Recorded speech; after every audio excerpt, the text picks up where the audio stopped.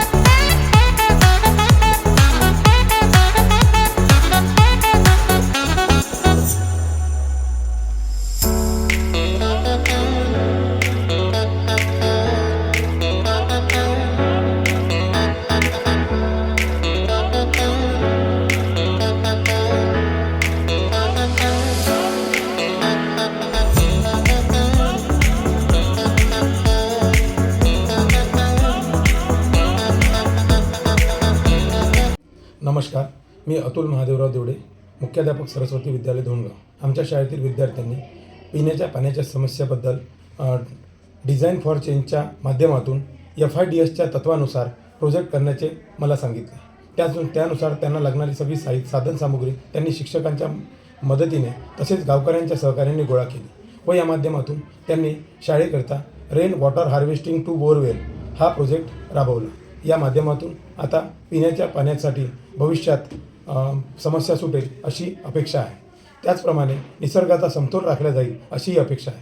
यासाठी या उपक्रमामध्ये सहभागी सर्व शिक्षक, विद्यार्थी आणि बजाज फाउंडेशनचे सहकारी या सर्वांचे मी अभिनंदन करतो व भविष्यातील कार्यवाहीसाठी शुभेच्छा देतो. धन्यवाद.